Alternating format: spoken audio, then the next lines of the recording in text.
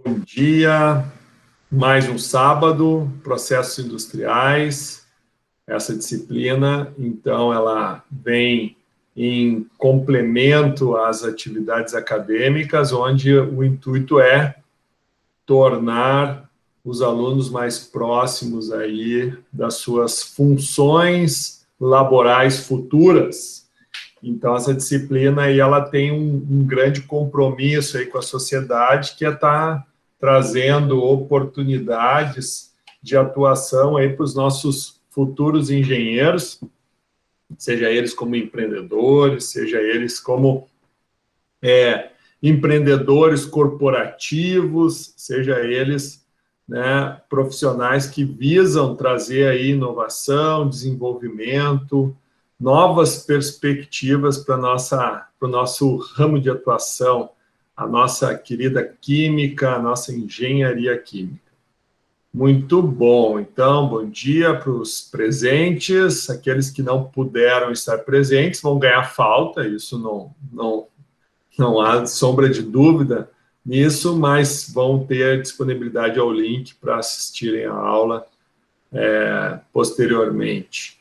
Bom, lembrando, é sempre importante, qualquer questionamento, qualquer dúvida, qualquer falta de compreensão, qualquer falha na nossa transmissão ao vivo aqui, por favor, podem mencionar, solicitar, levantar a mão, abrir o áudio. O professor vai estar agora, então, entrando aí no nosso módulo de apresentação. E antes de entrar no módulo de apresentação, deixa eu dar uma passadinha lá no nosso roteiro de aprendizagem. Então, temos aqui, só retomando, o nosso objetivo, então, está para a última semana aí. Na realidade, 24, 17, hoje é semana que vem já, nós já vamos ter aí a nossa objetiva, tá? Onde, o que vai ser o conteúdo? Todas as aulas trabalhadas até então, né? Obviamente, vamos trabalhar essas questões envolvendo a elaboração de tendências, né? O processo envolvido nisso. Vamos estar aí dando um foco principalmente nos processo industrial de celulose, que esse a gente desenvolveu bastante, e hoje nós vamos dar mais uma complementada, e vamos introduzir aí o tema óleos hoje, onde vocês vão ter um TDE para ser realizado hoje, que é um mapa conceitual, exigindo um pouquinho que vocês trabalhem mais conceitos e não só palavras. Então, essa vai ser a atividade de hoje, e daí semana que vem, então, nosso objetivo, ela abre às 9 horas da manhã e ela finaliza às 23h59 do dia 25, tá? Então, só para lembrar, né, que nós vamos ter aí a nossa objetiva. Certo, pessoal? Muito bem. O que mais? Então, a nossa aula de hoje já está completinha. Só para vocês baixarem o conteúdo lá, aula 8, certo?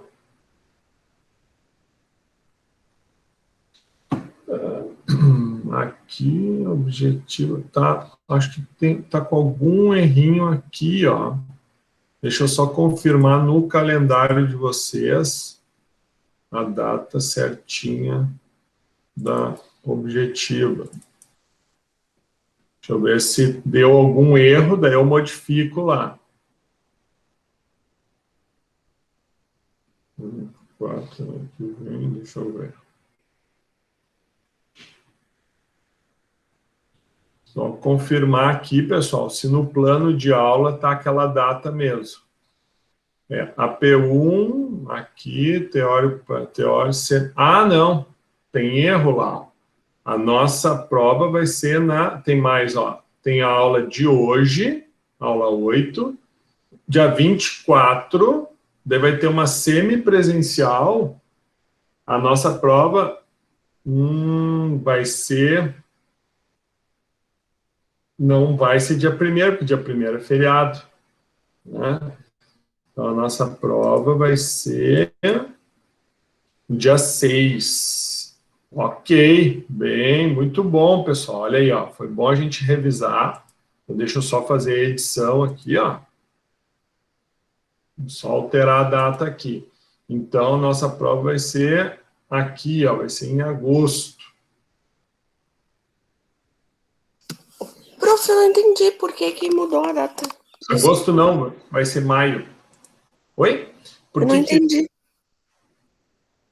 Porque Atrasou alguma outra aula que eu não me dei conta? não atrasou. É que assim, ó, a gente tem o nosso plano aqui, ó. Dentro do nosso plano, a prova ela está prevista para o 11º encontro, ó, a objetiva, certo? E daí eu acho que na hora de transcrever a data da avaliação aqui, eu devo ter colocado a data errada, porque ela já estava pré-agendada aqui, ó. Não, é que esses dias eu fui olhar e ver das aulas que a gente estava, eu achei que estava correto. Eu comparei ali com o calendário, achei que estava correto, por isso que eu perguntei se atrasou alguma coisa. Não, olha aqui, ó. Daí semana que vem a aula normal, dia 24. Daí nós vamos ter uma semipresencial, a aula 10, dia 29/4, que daí vai ser uma aula que vai acontecer durante a semana pré-feriado do Dia do Trabalhador, que vai ser... Tu vê, né? Dessa vez a gente vai gostar de ter feriado no sábado, né? Porque tem aula no sábado. Então, a gente não vai ter aula dia 1º, mas já aí na semana do seguinte vai ser a nossa objetiva, certo? Que vai estar trabalhando em cima de tudo que nós estamos vendo, tanto processos, né, a gente vai ter já trabalhado o processo de óleos e vamos ter trabalhado já processo de celulose, né, de polpa. Então, esses dois, né, em princípio, vai ser o que nós vamos trabalhar e mais alguma outra, né, mais tendências e como se elaboram essas tendências e para que servem. Então, vai ser mais ou menos nesse sentido. E depois, o calendário, então, segue normalmente aqui. Ok? Até a objetiva aqui, ó, ela está dentro da previsão de uma semipresencial, ó, porque vamos ter, em virtude de feriados de Páscoa e feriado do Dia do Trabalhador, aqui nós tivemos 2 semipresenciais sequenciais. Olha aqui, ó. A objetiva, no caso, vai ser dentro de uma aula semipresencial. Ok? Perfeito. Bom, Letícia, show? Mais ou menos, a gente vai ter que fazer lá na quinta? Não, a abertura da prova, em princípio, vai ser no dia 6, mas o fechamento vai ser no dia 8. Tá. Tá? Deixa eu ver. Mas então a gente não vai ter o tempo em aula para fazer ela no dia 8, porque a gente vai ter aula normal dia 8. Não, vamos ter sim. Vamos ter sim. A abertura vai ser no dia 6 aqui, o fechamento vai ser no dia 8. Uhum. Esperar até o dia 8 para finalizar essa primeira objetiva. Tá? Então, dizer o quê? Que no sábado ali, até às 23h59, a gente tem o prazo para finalização dessa objetiva. Tá bom. Ok? Só foi bom, foi válido a gente ter dado essa frequentada aí para... Eu vou fazer essa edição aqui. Ó. Tá.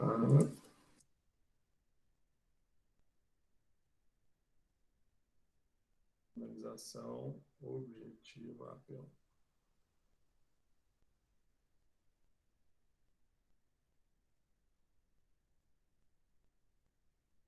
A gente fecha o trimestre no dia 8/5, aí sequencialmente nós vamos tendo, a gente entra já em conteúdo de AP2. Porque como agora a gente está dentro do currículo novo, as aulas elas vão até início de julho, coisas que antes, né, nossas aulas aí finalizavam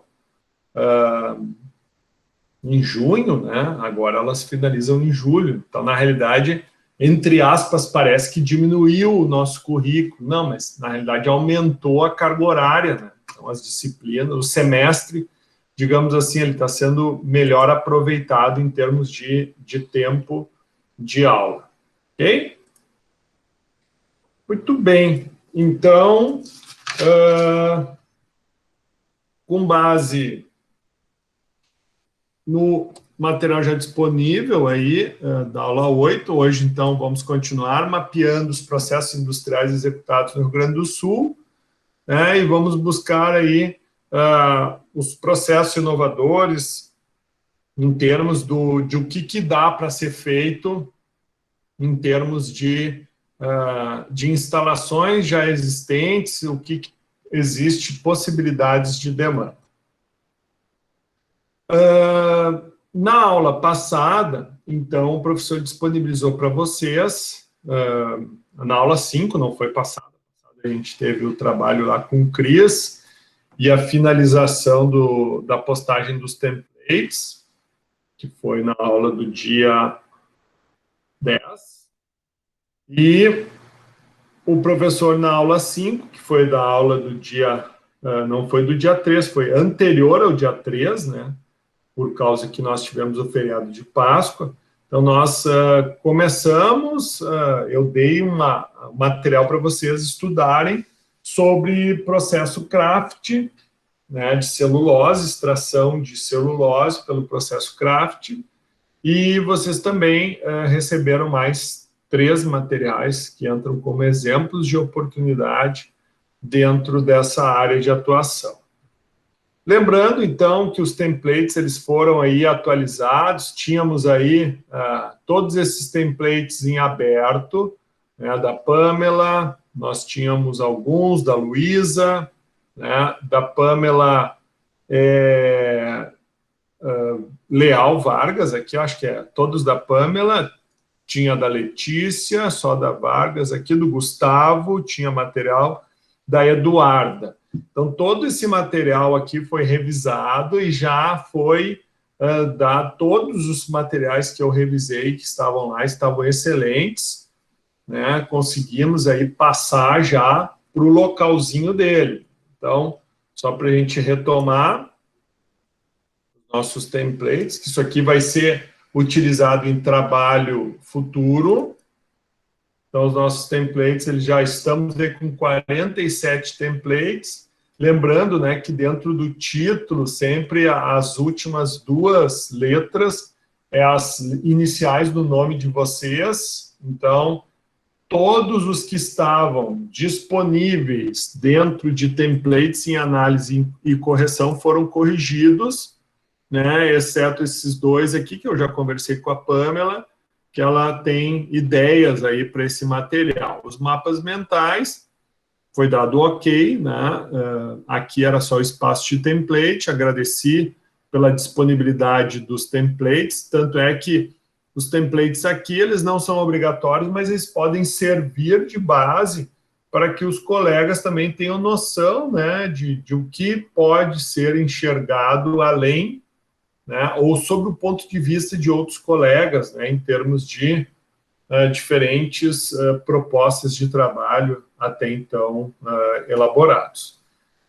Lembrando que essa parte inicial de elaboração desses templates exploratórios é bem no intuito de trazer, né, tendências de negócios, tendências ambientais, tecnológicas, né, tendências a nível de economia, ou seja, o que hoje, né, a sociedade também entra, ou seja, o que hoje nós temos de diferente acontecendo e com base nesse ser diferente, né, quais insights que vão ser gerados a partir da análise dessas tendências associado com nossa competência, associado com ortodoxias, associado com outras ferramentas que ainda nós iremos estar trabalhando aí para a geração de ideias e proposição de negócios, tá? Então, essa que é um grande fechamento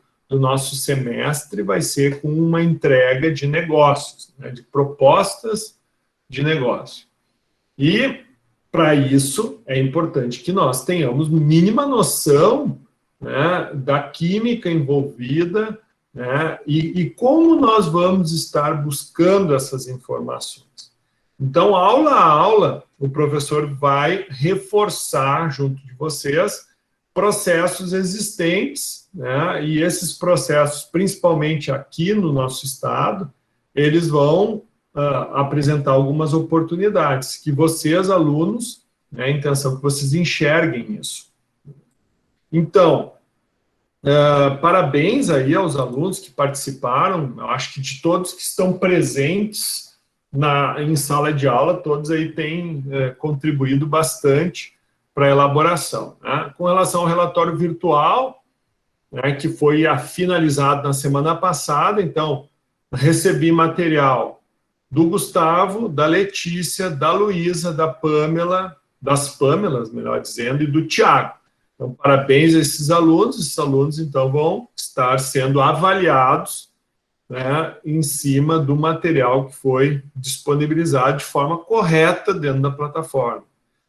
Então, aula a aula a gente vem discutindo, daí nós estabelecemos, pessoal, a atividade virtual vai ser vocês pegarem esses templates, é aquilo que eu disse, aqueles que até na aula, até antes da Páscoa, tinham disponibilizado os templates, o professor fez uma correção prévia para que vocês pudessem, né, ter certeza da nota, digamos assim, e em cima desta certeza de nota, vocês então pudessem fazer as publicações ali para depois serem avaliados. Então, o professor ainda não corrigiu, mas é muito óbvio que aqueles alunos que já estão enxergando suas tendências contempladas dentro do espaço lá disponibilizado no Drive, é óbvio que vão ter uma grande possibilidade de estar tirando a pontuação máxima aqui. Ok? Então, isso o professor agora, ao longo das próximas semanas, vai estar finalizando essa primeira avaliação aí. Mas a prévia você já tem, fui contemplado, então é só uma questão de conferir para ver se está tudo ok. Então, na aula passada, nós tivemos, na aula do dia 15/4, nós tivemos aí a semipresencial, que foi essa semana, onde, dentro da sala de interação, vocês têm até amanhã para estar dando a opinião de vocês aí em cima do tema trabalhado. Lembrando que professor, mas como assim aula no dia 15? Dia 15 é dia de semana. Pessoal, essa disciplina é sábado, então não tem como fazer semipresencial no sábado, né? O que é o intuito da semipresencial? A semipresencial é uma atividade que o aluno recebe, né? E essa atividade tem que ser realizada em tempo não presencial. Por quê? Porque nós temos uma carga horária a ser vencida, né? E essa carga horária, ela acaba sendo contemplada através dessas atividades semipresenciais. Então, sim, é obrigatório o aluno fazer para ganhar a presença. Não vai valer nota? Não, a nota é o quê? É a atitude de tu ter realizado, é o compromisso com o conhecimento, né, que vocês têm que estar buscando constantemente, né, e vocês vão ser agraciados com o quê? Vão ser agraciados, então, com a aquisição, né, de habilidades, com a aquisição de competências, que é tudo que vocês precisam para se tornarem exímios profissionais. Então, esse artigo que eu trouxe é um artigo que fala um pouco sobre o desenvolvimento da indústria gaúcha. E a pergunta que eu fiz lá, a pergunta que aula 7, aqui, a pergunta, ela é bem bacana. Após a leitura do artigo, disserte no máximo 500 caracteres. Esses caracteres é o seguinte, pessoal, se nunca ninguém trabalhou com definição de caracteres, vocês vão escrever aqui, ó, sei lá, vão escrever, vão dar espaço, tá? E daí, para vocês, só para ter uma noção, eu não vou conferir se vocês fizeram os 500 caracteres, mas é uma forma de, por exemplo, quando vocês forem escrever algum projeto para a FINEP, algum projeto, né, dentro de uma plataforma onde tu queira concorrer a alguma bolsa ou que vocês queiram receber algum recurso federal ou um recurso de alguma empresa, uma Gerdau da vida que está querendo desenvolver algum projeto com a comunidade e abre, né, a proposição de ideias para a sociedade, vai ter alguns limites de caracteres. E como é que tu faz para avaliar isso? Tu seleciona o teu texto, vem em... acho que é exibir... não, é revisão. É revisão aqui, ó. Contagem de palavras, ó. Então, por exemplo, isso aqui tudo, ó, dá um total, ó, caracteres com espaço, dá um total de 36 caracteres. Então, 500 caracteres é só vocês, obviamente, vocês vão fazer atividade e vão... Eu, por exemplo, eu nunca faço atividade na nuvem, pessoal. Ou seja, primeiro eu escrevo no Word, depois do Word eu copio e colo na nuvem. Todas as provas que eu faço, os templates que eu faço, tudo eu faço primeiro no meu computador e depois eu faço o upload. Por que isso? Porque se cai a tua internet, se dá qualquer pane na rede, né, na rede mundial, né, digamos assim, vocês perdem a informação. Eles vão reclamar para quem? Não tem a quem reclamar. Perdeu, perdeu. Então, a sugestão é essa, que vocês façam aqui, faz uma conta. A professora deu 501, não tem problema. A professora deu 600, não tem problema. Deu 400, não tem problema. Que não dá para fazer 100, não dá para fazer 1000, que daí está muito fora. Mais ou menos 500, mais ou menos ali, mais ou menos 500, 500 mais ou menos 100, digamos assim, tá? Mas isso eu estou falando nas entrelinhas aqui, né? Para que vocês tenham uma noção. Mas em si, o que é? Vocês vão, então, dissertar a relação existente entre a história da indústria do século XX, é bem bacana esse artigo, né? E como nós, engenheiros químicos, podemos contribuir para a formação da indústria do século XXI. E aí eu digo para vocês, pessoal, vocês estão se formando como engenheiros químicos e eu não sei se vocês estão se dando conta que não tem emprego para todo mundo, pessoal. Então, ou vocês mudam o modelo mental de vocês, começam a pensar mais de forma empreendedora, enxergando vocês como profissionais, até mesmo liberais, né?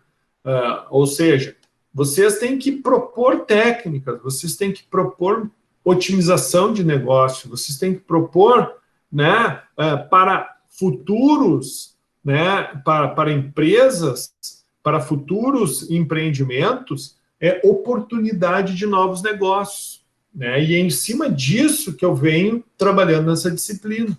Nós, como engenheiros químicos, a gente tem a faca e o queijo na mão, ou poderíamos ter a faca e o queijo na mão, porque a gente tem aí 4, 5 anos estudando, né, explorando, né, uma área do conhecimento, e desta área do conhecimento dá para se retirar recursos, dá para se retirar sustento, dá para se retirar, né, valores financeiros que vão ajudar a vocês pessoalmente, vão ajudar vocês a ajudarem, né, outros profissionais em termos de multidisciplinaridade, em termos de busca de novas oportunidades. Então, aqui é isso que eu quero que vocês dissertem. Vocês vão ler, vão ver a história, né, e vão parar e vão avaliar. Pô, tudo que eu vi de tendências, né, tudo que eu conheço sobre química, sobre engenharia, sobre processos, como que eu posso tornar o século XXI um lugar melhor, né, para nós vivermos? É dentro das tendências que vocês trabalharam? É dentro da criação de novos negócios? Não sei. Isso é a resposta de vocês.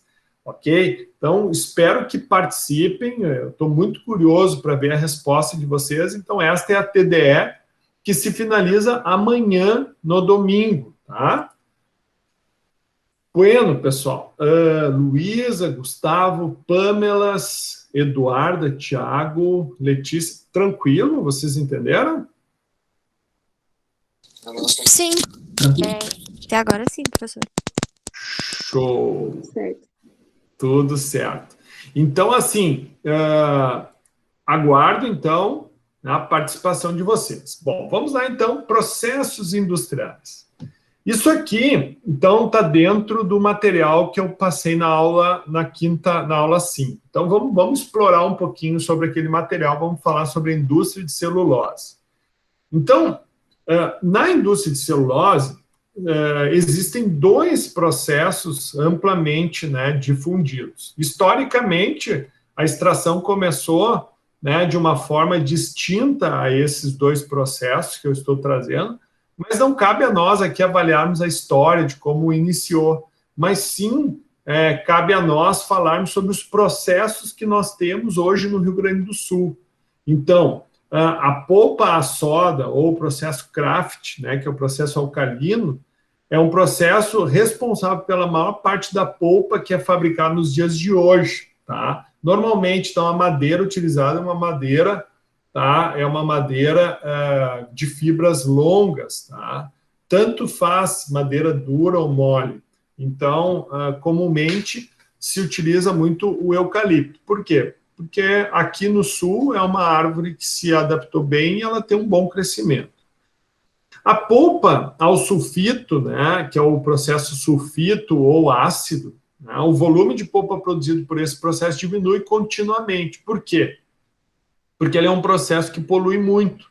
Muito embora, né, a fibra obtida através desse processo ela é uma fibra, é uma polpa, né, é uma polpa branca, então ela é uma polpa de melhor qualidade, porém tem fibras mais curtas.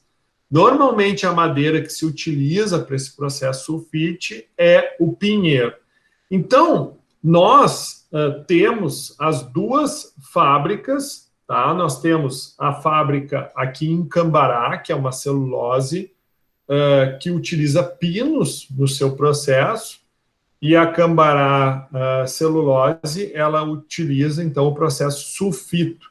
Ela é bem bacana o site deles, tem até história da fábrica, quando foi construída. Então, vale a pena vocês darem uma explorada no site e entenderem um pouquinho mais sobre a empresa. E nós temos, né, o processo Kraft, que é a CMPC Celulose, que teve aí recentemente sua planta duplicada. Bom, em que consiste, então, o processo Kraft? Então, a principal reação que ocorre no digestor, né, é a hidrólise das ligninas a álcoois e ácidos, né, formando também algumas mercaptanas. Tá? Então, essas mercaptanas é o que dá mau cheiro ao processo. Ou seja, só para vocês terem noção, o GLP, que é o gás de cozinha, ele não tem cheiro, ele é inodoro. E para que, quando quando ocorrer algum vazamento de gás, para que nas residências ou na própria indústria tu possa perceber que está tendo vazamento, é adicionado mercaptana ao gás, ao GLP. Então, todo mundo tem noção agora o que é as mercaptanas, qual é a característica do cheiro de uma mercaptana. Mercaptana tem um enxofre na sua composição, né? Então, por isso, ela tem, então, um cheiro bem característico e um cheiro bem, né, puxando para uma percepção de material em estado de decomposição, né, podre. Bom, a composição do licor de cozimento. Então, lembrando, chega a madeira, essa madeira, então, é picada e ela ingressa no digestor. Digestor nada mais é uma grande panela de pressão. E essa, né, digamos assim, essa madeira, para sofrer o processo de desfibramento, ou seja, de cavaco, ela virar fibras, vai passar, então, por um cozimento junto com um licor. Tá? Qual é a composição do licor no processo craft? Então, é em torno de 12,5% de soda, né? Uma solução 12,5% de soda, né? Utiliza sulfito de sódio e carbonato de sódio. Se nós formos fazer uma análise, ou seja, a solução quer dizer o quê? Que 87,5% é água, 12,5% são sólidos, né? Sendo que a composição principal dos sólidos são esses três, uma base e 2 sais. Né? Então, dentro da análise típica desse percentual sólido, 58% vai ser soda, 58,6%, 27,1% vai ser sulfito de sódio, 14,3% é carbonato de sódio. Então, em tese, somando tudo aqui, tem que dar os 100%. Tá? Bom, a ação dissolvente é devido à soda cáustica, que é o sulfito. Então, quem promove a solubilização do cavaco de madeira vai ser esses dois componentes. O carbonato é inerte e constitui o resíduo de equilíbrio entre o cal e o carbonato de sódio. Então, o processo sulfito ele tem uma recuperação, né, que a gente vai falar daqui a pouquinho, mas dentro desse processo de recuperação, né, de álcali, né, da soda cáustica, que é o principal componente, tu precisa da presença do carbonato de cálcio para quando tu fizer a alcalinização do meio com a cal virgem, tu consiga, então, precipitar, né, o excedente dos subprodutos da reação, mantendo o equilíbrio, então, na formação da soda cáustica. Ou seja, um processo que tu faz a recuperação da soda na própria planta industrial. Já o processo sulfito, né, ele tem como reação principal a sulfonação e solubilização da lignina pelo sulfito, né, pelo bisulfito, e a decomposição hidrolítica do complexo celulose-lignina. Porque junto à celulose tem a lignina, e a lignina que é, entre aspas, o grande problema, porque ela pigmenta, né, a madeira. Né? Então, o processo de sulfito, ele trabalha neste sentido. Bom, qual é que é a composição do licor, né, de cozimento? Então, 7% em peso é sulfito, dióxido de enxofre, né, não é sulfito, é dióxido de enxofre, dos quais 4,5% estão combinados, né, com ácido sulfuroso e 2,5% como sulfito ácido de cálcio ou magnésio. No caso da planta de Cambará, utiliza-se o cálcio e não o magnésio. O cozimento, né, por exemplo, de 1.000 quilos de polpa requer entre 195 e 240 quilos de dióxido de enxofre e em torno de 61 a 75 quilos de dióxido de magnésio. Uma relação estequiométrica se, no caso, tu for utilizar o óxido de cálcio. A tendência recente aponta, né, para o uso hoje de hidróxido de magnésio e amônia para acelerar a solubilização da lignina.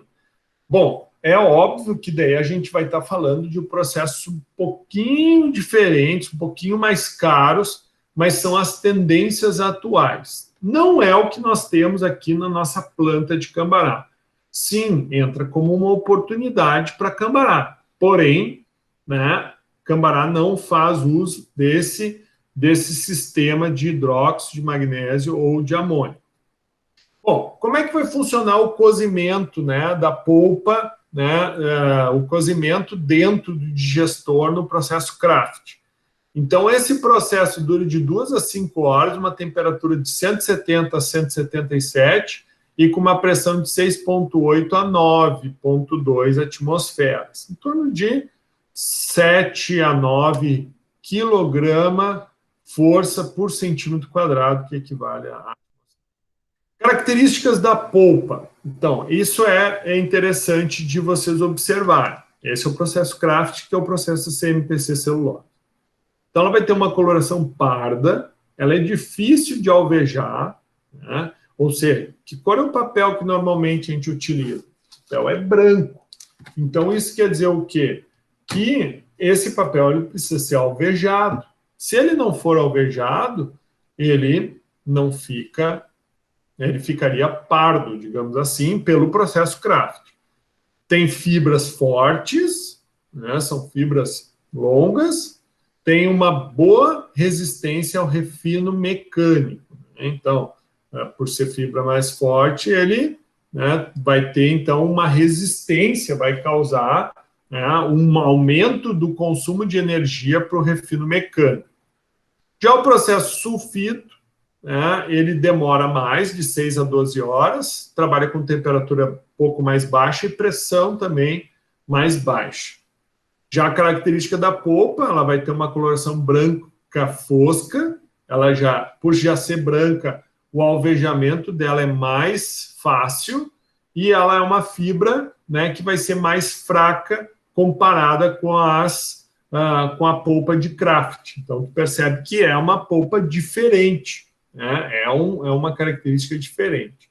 Para vocês terem noção do que é essa polpa, eu não sei se vocês já solubilizaram o papel na água, mas quando tu pega uma folha de caderno e coloca na água, tu vai ver que, né, com o passar do tempo, isso é muito comum tu ver dentro do vaso, por exemplo, bota o papel junto do vaso, né? Então, aquele papel ele vai se desfibrando, ou seja, ele vai se desfazendo. Então, aquilo ali nada mais é do que a polpa. Então, para te fazer o papel, na realidade, tu vai fazer sobreposição dessas fibras e, obviamente, tu vai vir por um processo de calandragem, né? E isso vai fazer com que essa polpa ela vai ficando cada vez mais compacta e vai ficando cada vez mais fina, né? Mas, então, todo esse processo, a polpa, ela vem como digamos assim, um chumaço de papel molhado, né? Um chumaço de polpa molhado. E daí tu vai secando, vai tirando a água e vai espalhando para que essas fibras, então, vão se sobrepondo e tu vai tendo, então, a característica de um papel. Então, se tu olhar bem de perto o papel ao microscópio, tu vai perceber que tem um monte de fiozinhos, né?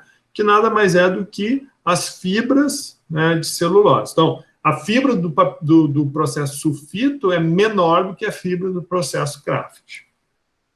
Bom, as aplicações típicas, né, do processo obtido por meio do Craft. Então, tu obtém o quê? Sacos de papel forte e pardo. Um exemplo, né, desses sacos de papel, por exemplo, saco de cimento.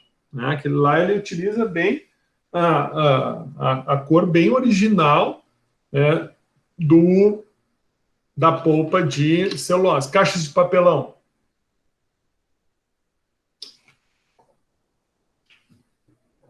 Da mesma forma também, então, aquela coloração parda. Né? Papéis brancos resistentes de polpa alvejada. Então, tipo, papel branco também se obtém. Então, se a gente olha lá na planta da celulose CMPC, lembra que eu mostrei para vocês, a parte da frente é a parte onde faz a digestão, então, da madeira. Mas depois de digerida essa madeira, tu vai ter a polpa. Então, uma parte dessa polpa, tu vai deixar ela com a coloração de origem dela, vai ficar aquele papel pardo, que vai ter uma característica para algumas aplicações, tranquilo.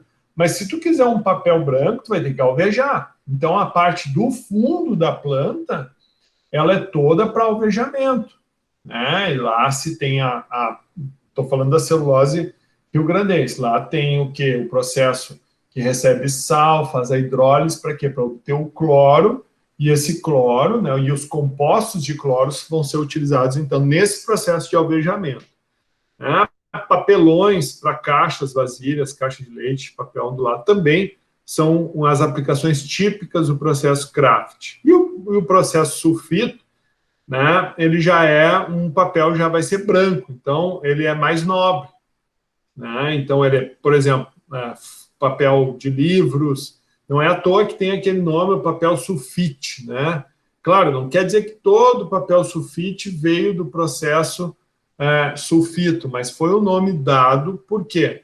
Porque antigamente, né, nos primórdios, no início da extração e da purificação de fibras, se tinham processos, né, e o processo que obtinha fibras brancas, polpa branca, era o processo sulfito. Então, se tirava as folhas brancas, na qual a impressão preta ficava perfeita. Então, se definiu esse padrão, né, papel sulfite.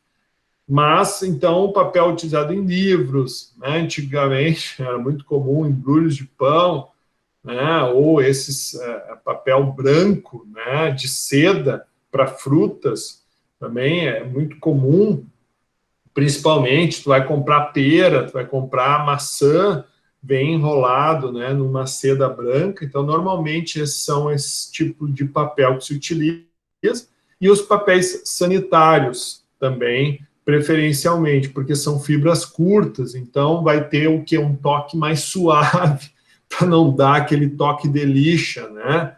Muito embora hoje, né, como é que tu faz também, é muito comum as indústrias que produzem, por exemplo, absorventes também, né, a parte que faz a absorção do líquido, né, é feito fraldas, né, é feito com celulose, né, e esse tipo de celulose, base sulfito, né.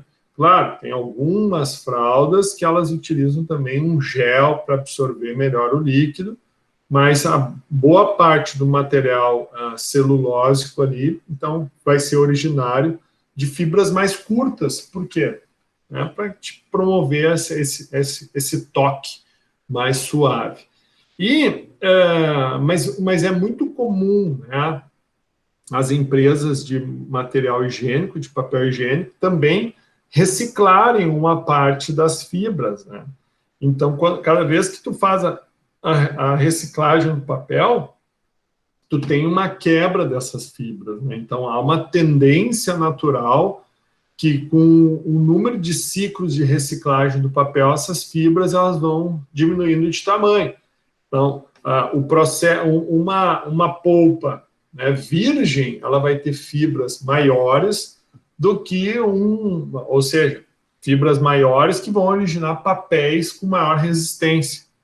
Né? E se tu utilizar para produzir esse papel uma parte de material reciclado, isso vai fazer então com que a resistência à tração desse teu papel, que é a resistência à puxada, à tração, seja reduzida.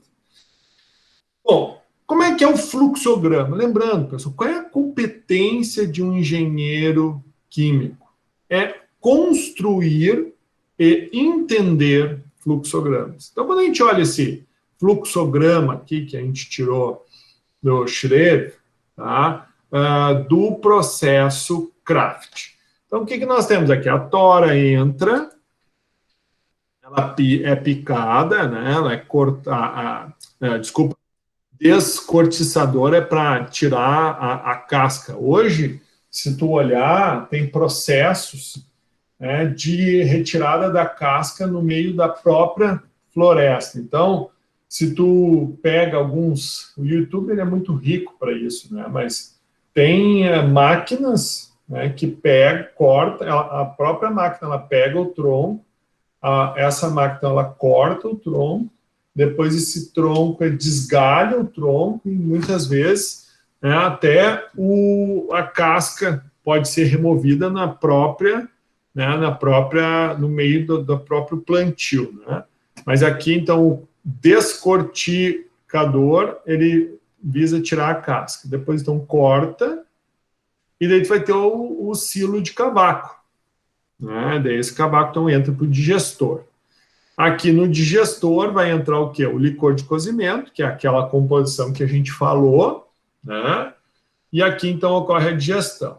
Depois do tempo de digestão, né, vai ter o vapor que vai aquecer e vai manter sob pressão esse sistema, né, e vai ser feita a descarga, né, e aqui, então, vai ocorrer a separação, né, da massa parda, ou seja, da polpa, que vai ir para um sistema de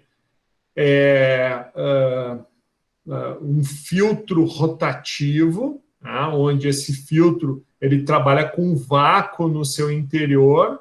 Então, esse é como se fosse uma filtração que a gente faz em laboratório, né? Só que ele é rotativo para quê?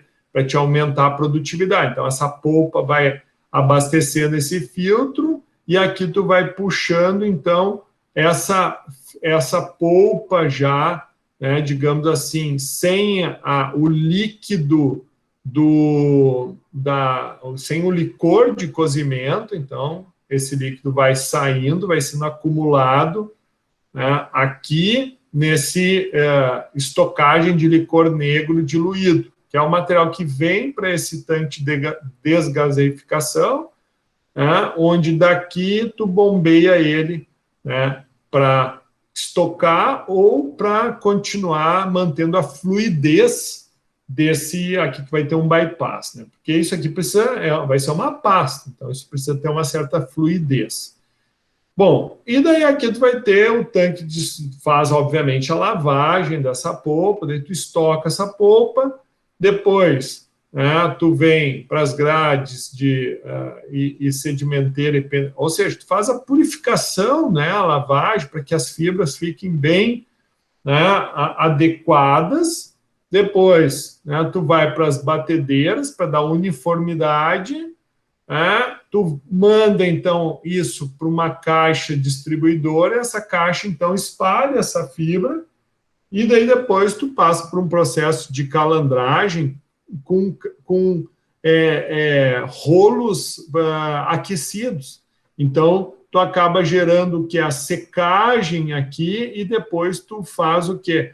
Daí sim, trabalha só com pressão para que tu tenha, então, o papel, os rolos, né, propriamente ditos e acabados. Bom, aqui eu falei, então, só sobre a fibra, mas tem toda uma química pesada desenvolvida aqui.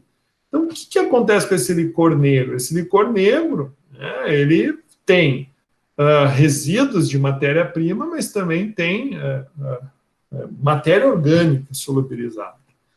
E a grande sacada é que desse material da madeira, né, de 100% da madeira, mais de 50% da madeira ela fica dissolvida aqui nesse licor negro, né, e o restante segue, né, para celulose aqui, para obtenção do papel acabado.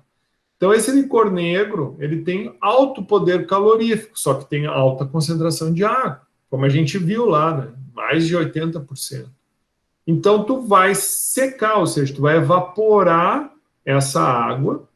Então, tu faz essa evaporação da água. E daí tu vai fazendo o quê? Tu vai concentrando esse licor negro, né? Depois que esse licor negro, então, está já com uma concentração maior, ele ainda vai para mais um estágio de evaporação, de contato direto. Então, aqui tu obtém um licor negro com uma concentração mais elevada, né? E daqui, esse licor negro, então, segue para um tanque de mistura com sulfato de sódio. Né? E para quê? Por que o sulfato de sódio? Para te começar o processo, então, de recuperação do licor negro. E daí, esse licor negro misturado ao sulfato de sódio, então, ele vai ser bombeado, ele é pré-aquecido, ele vai ser, então, bombeado para dentro de uma fornalha de recuperação. Então, o mesmo né? A chama, então, vai promover o quê? A queima da matéria orgânica, né? Tudo que for orgânico vai representar como carbono, né? Então, esse carbono vai gerar energia para o processo, vai gerar vapor para o processo, e, ao mesmo tempo, o material inorgânico, ele vai virar um smelt, vai virar um fundido. Então, esse material inorgânico, ele vai se depositando no fundo da caldeira, onde ele vai ser redirecionado para um tanque, onde ele vai receber água, né? Então, aqui tu vai fazer o quê? A solubilização, então, desse smelt, dessa matéria inorgânica, né, resultante da queima do licor negro. Então, depois, né, que esse licor negro, então, se tornou verde, ele vai receber o cal, né, o cal virgem. Por quê? Porque esse cal virgem, ele veio lá, né, do forno rotativo, que faz a recuperação do carbonato de cálcio, que vai ser a lama obtida no tanque de sedimentação, né? Então, é muito interessante o processo. Aqui, nós vamos ter, então, esse cal aqui, ele precipita, então, o excesso de carbonato de sódio, né? E o carbonato de sódio com a cal virgem forma a soda cáustica, que vai ser a matéria base para o licor de cozimento, né? Então, esse é o processo craft, onde daí aqui do licor de cozimento segue para frente. Então, vocês, como engenheiros químicos, têm que saber fazer a leitura do processo, tem que saber enxergar isso e explicar isso. Por quê? Porque qualquer proposição de negócio, tecnicamente, quem é que vai dominar? Vai ser vocês, os engenheiros químicos. Então, essa disciplina tem, sim, como base tomar alguns processos como referência, de tal forma que nesses processos, sim, vocês consigam aprofundar um pouco mais o conhecimento químico de vocês, o conhecimento em processos e equipamentos, operações unitárias, né? E com esse treinamento, né, vocês consigam, então, enxergar melhor, né, as suas competências, e que isso permita que vocês sejam mais hábeis quando tiverem que propor novos negócios. Bom, secagem, linha contínua, né, digestão, evaporação, concentração, queima, solubilização, isso, profissionais que estão concluindo a engenharia química já têm que começar a ter mais noção sobre isso. Então, esse processo ele serve para isso. Esse fluxograma explicado serve para isso, né? Então, sim, vocês têm que estudar, sim, vocês receberam material, sim, vocês vão ser cobrados por isso, sim, mas o foco da nossa disciplina não é que vocês produzam papel craft. Não, pode ser, mas que vocês entendam que para qualquer processo, para qualquer linha, né, que vocês queiram partir para a proposição de um novo negócio, vocês enxergarem o processo químico dessa forma é fundamental.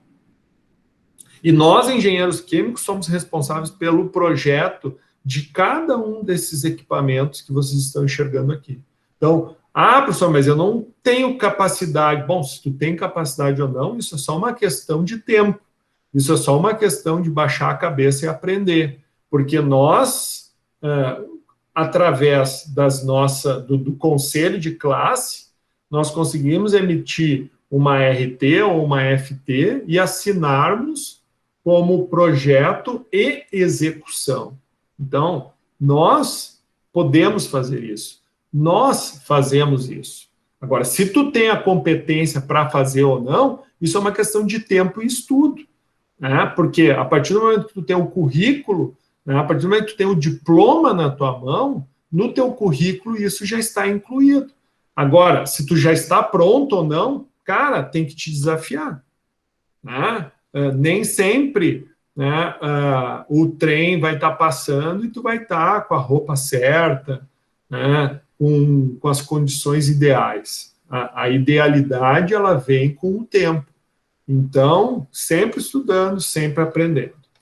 Bom, então, o processo craft, em termos de rendimento, né, que é o que o engenheiro químico tem que ajudar o setor financeiro, o setor, né, de definição de preço, ele precisa saber a quantidade de madeira utilizada para obter 1 tonelada de polpa seca, sem água, quantidade de cal virgem, né, a barrilha que é complementada. Então, se tu observares o que tu utiliza no processo de fabricação do papel craft, tu vai precisar de cal virgem e de soda barrilha, né, que é o carbonato de sódio. O vapor, né, tu vai precisar ter um sistema para gerar vapor, né, e tu também vai consumir energia elétrica, ou seja, dependendo do tamanho da caldeira que tu colocar, essa caldeira pode gerar eletricidade para ti. Então, tanto a usina da celulose rio-grandense quanto de Cambará, elas produzem a sua própria energia elétrica. Então, elas precisam ter caldeiras que operam com elevada pressão, elas trabalham com mais de 60 quilos de pressão. Então, são caldeiras que geram vapor com elevada pressão, e esse vapor, então, vai girar turbinas, e a partir do giro da turbina vai haver a produção de energia elétrica. E a mão de obra, que a gente também precisa contabilizar, né? Para cada tonelada, por exemplo, de polpa produzida, em torno de 5,5 horas se utiliza. Bom, como que funciona a recuperação, então, do licor negro?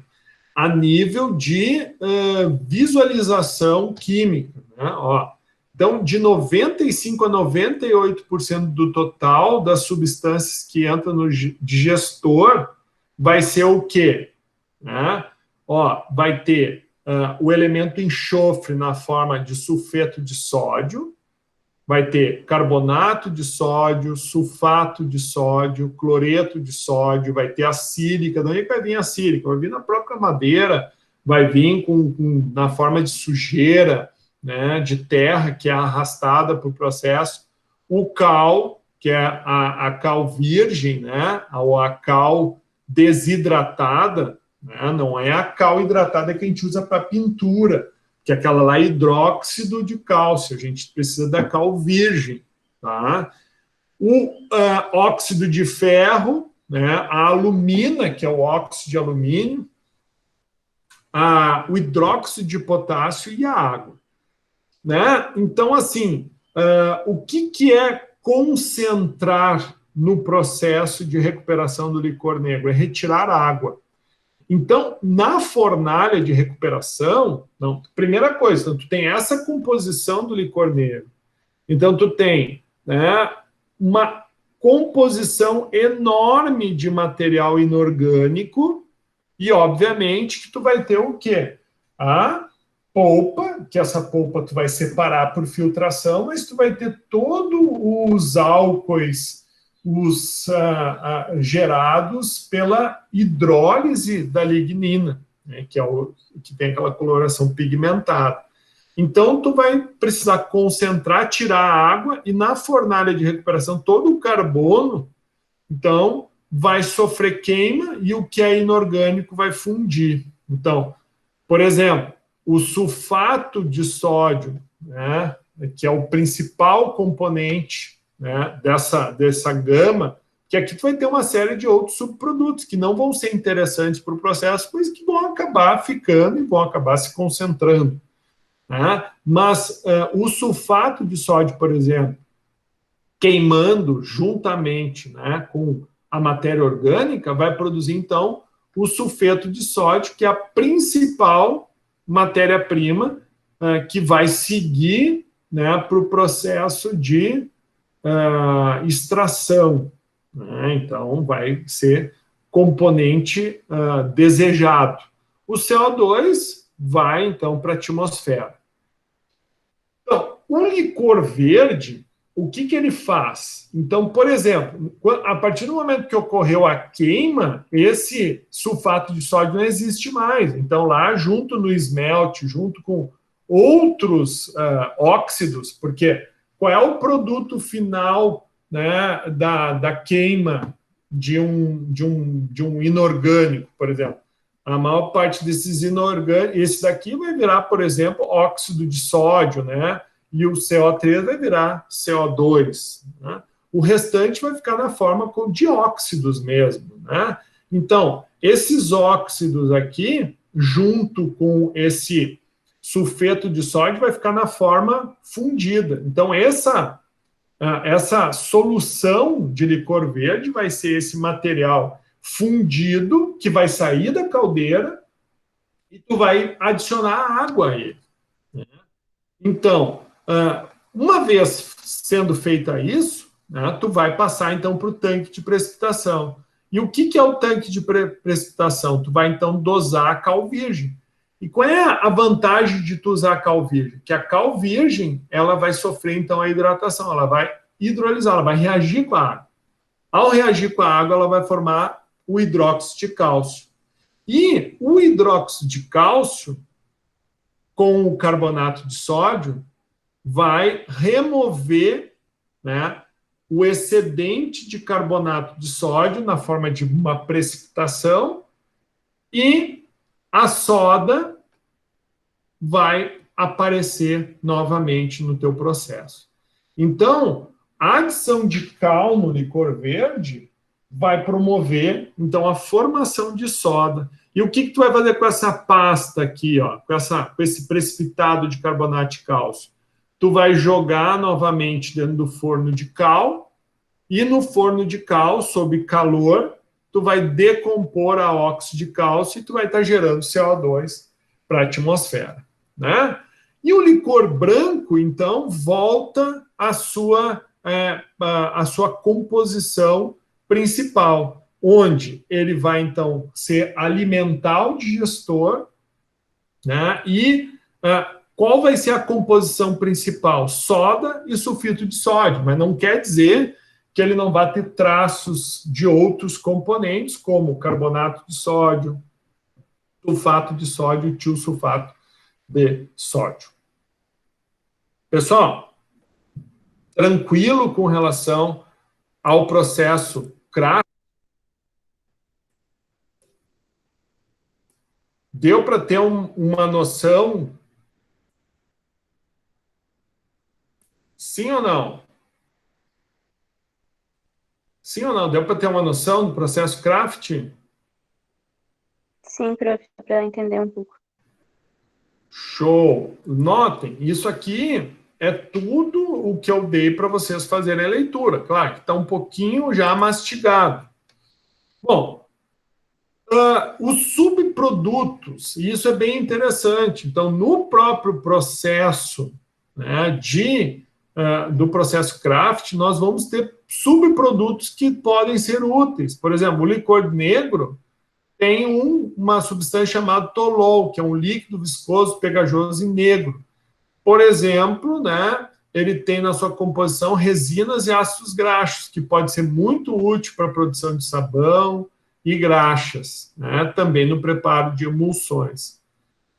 Os gases de suspiro do digestor vão ter a terebentina, né, que é uma substância que, quando refinada, né, pode se obter o sulfato, e esse sulfato, né, ele vai ser, então, utilizado, por exemplo, no próprio processo. Então, o que eu estou mostrando aqui para vocês?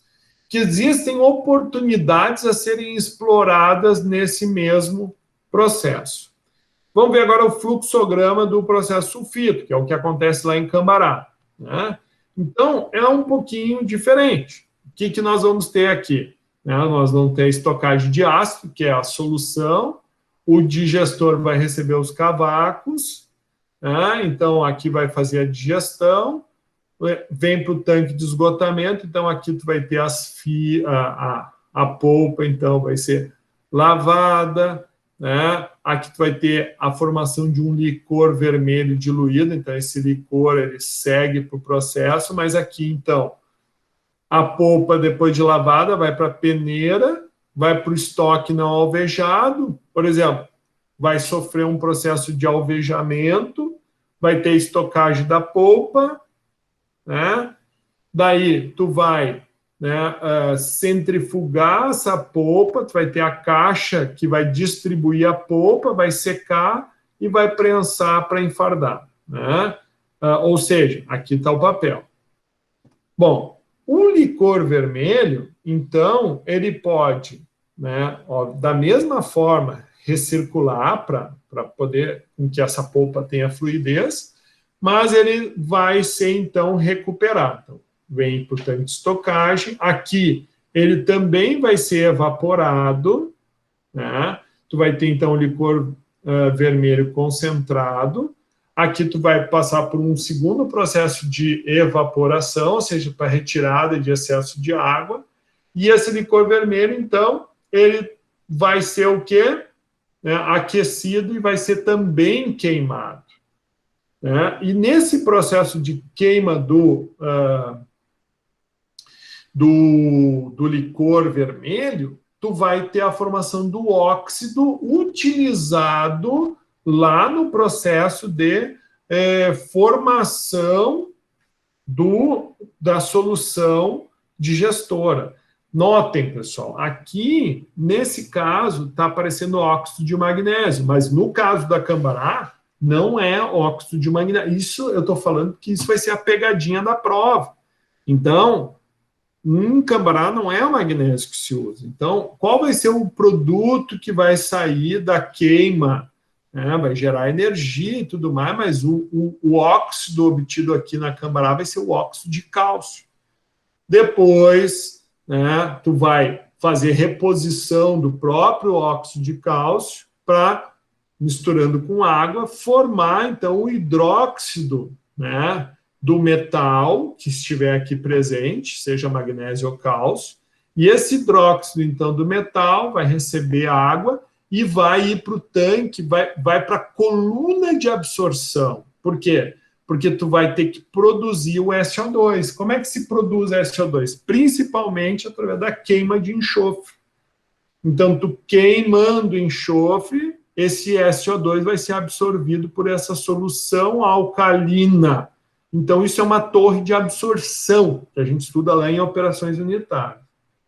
Uma vez, então, absorvido esse SO2, né, tu vai ter uma solução ácida aqui, residual, né, tu passa para o tanque de estocagem ácida, filtra para qualquer remoção de material particulado que venha entupir as bombas, aí tu vai novamente para o processo. Então, tu tem a planta de recuperação química e tu tem a planta de produção e purificação da polpa. Bom, para o processo sulfito, aqui tem dois tipos de papel, solvente ou jornal, tá? Mas aqui, respectivamente, as quantidades para cada um deles. Mas, em média, vamos falar sobre um ponto de vista geral, a quantidade de madeira, o óxido de magnésio, ou, no caso da Cambará, eu vou falar de óxido de cálcio, né? O dióxido de enxofre, vapor, energia e mão de obra. Da mesma forma que a gente falou do processo Kraft. Bom, quais são as reações? Então, se tu utilizar cálcio no teu processo, as reações vão ser essas. Então, queima enxofre, forma o dióxido de enxofre com o carbonato de cálcio, que é a fonte, é o calcário, digamos assim, né? Esse calcário, então, em água, vai haver a formação, então, do bisulfito de cálcio e CO2. Ou o próprio sulfito, dióxido de enxofre, melhor dizendo, reagindo com o hidróxido de cálcio para a formação também de bisulfito. Por que aqui está o carbonato de cálcio? Porque assim, pessoal, o carbonato de cálcio também pode ser utilizado, só que o problema do carbonato de cálcio é que ele não é solúvel. É que nem o cal. O cal também é pouco solúvel, né? Então, a gente tem esse problema com esses tipos de metais, magnésio e cálcio, que eles têm uma constante de solubilidade muito alta. Então, não é incomum tu usar um material meio pastoso. Então, tu vai ter problema de desgaste de bomba, tu vai ter muito problema de erosão e corrosão. Então, são inerentes a esse tipo de processo. Bom, para finalizar, tá, o professor, então, também forneceu para vocês cases, né, que são o material 2 da aula 5. Então, lá, por exemplo, eu mostrava para vocês as oportunidades, é isso que eu estou dizendo. Eu estou mostrando para vocês um processo que existe no Estado, né, mas vocês são o futuro da engenharia química. O que existe de oportunidades? Bom, por exemplo, esse trabalho aqui da Universidade lá de Santa Maria mostra o seguinte: a avaliação dos resíduos de uma serraria para a produção de celulose craft.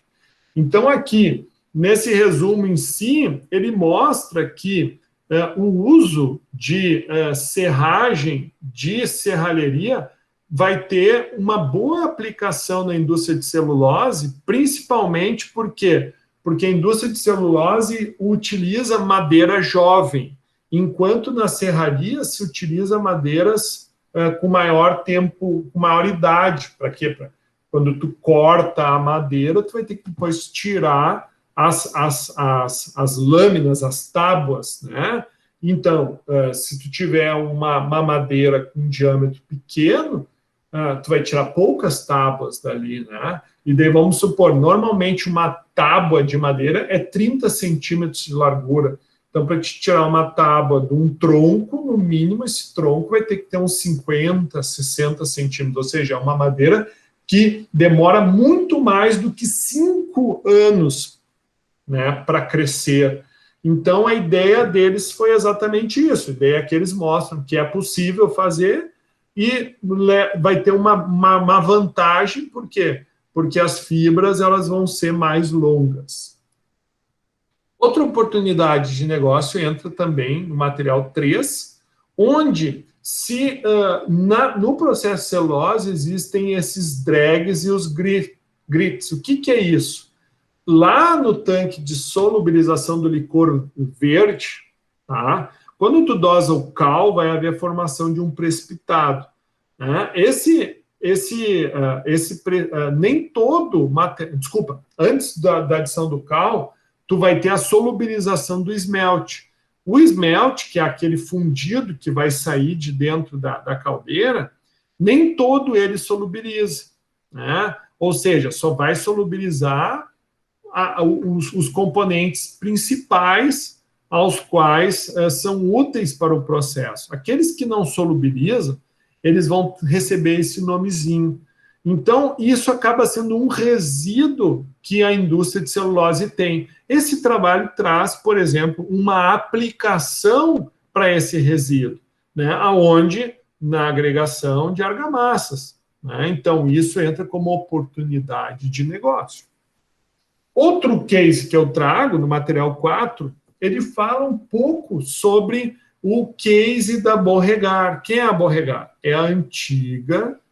A celulose rio-grandense já teve vários nomes. Ela já foi Borregar, ela já foi Klabin, ela já foi...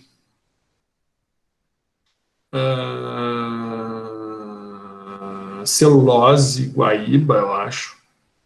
Eu sei que ela já teve alguns nomes, não vou lembrar todos agora. Mas agora ela é celulose rio-grandense. Então, esse artigo ele é bem interessante, porque ele conta a história de como foi. Então, a celulose rio-grandense ela tinha um sério problema ambiental. Por quê? Porque ela soprava os gases dela para a zona sul de Porto Alegre, que nos anos 40, 50, era, e é ainda, né? Na realidade, na época era uma área de veraneio de quem morava em Porto Alegre. Então, a gente está falando de uma época que a locomoção era algo difícil. Hoje, tu sai daqui meio-dia, 1, 2 horas, tu já está no litoral. Em comparação, nos anos 40, anos 30, era muito difícil, não tinha locomoção como é hoje. Não tínhamos estradas. Então, a Zona Sul ela era muito utilizada para veraneio. Hoje em dia, ela é uma zona, né, nobre. Mas aí tu imagina, nos anos 70, então o pessoal instalou, anos 60 instalou uma celulose, só que o vento predominante era sempre da celulose em sentido Zona Sul de Porto Alegre. Então, o cheiro de mercaptana era péssimo. E isso fez com que as autoridades fechassem, né, essa empresa durante um período. E o José Lutzenberg, então, ajudou um químico, um profissional, ajudou, então, a resolver o problema técnico que eles tinham. Então, essa é a figura. Né? Então, essa pessoa, né, num primeiro momento, foi o responsável pelo fechamento, e num segundo momento, ele mesmo ajudou a empresa a resolver o problema. Né? Que eu vejo que esse é um dos grandes problemas dos ecologistas, muitas vezes. Os caras só apontam um problema, mas não trazem solução. Né? Então, chegou um ponto que o Lutzenberg, cara, é o seguinte, você precisa achar uma solução técnica. Beleza, eu sou empresa, eu não sei como resolver isso. Tu é técnico, tu pode me ajudar? E ele foi o que ele fez.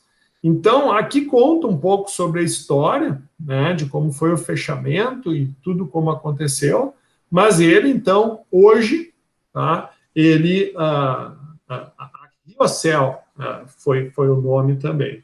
Então, eu sou fundamentalmente um otimista, e sou mais otimista hoje do que há 18 anos atrás, quando comecei o envolvimento com a ecologia. As mudanças estão acontecendo em todo o mundo e um encontro como este é uma prova disso. Agora estou trabalhando com uma grande empresa de celulose, a qual talvez seja a maior satisfação da minha vida. Durante 12 anos combatemos essa processadora de polpa. Antes ela causava uma poluição tremenda no rio, mas hoje talvez seja a indústria de celulose mais limpa do planeta. Eles gastaram 40 milhões de dólares em um projeto de tratamento. Eles têm também, talvez, o melhor serviço florestal que já vi, embora plantem enormes monoculturas de eucalipto. No entanto, 30% de suas terras são reservas naturais. Juntos estamos desenvolvendo métodos de reciclar o resíduo biológico do processamento de celulose e adubo orgânico.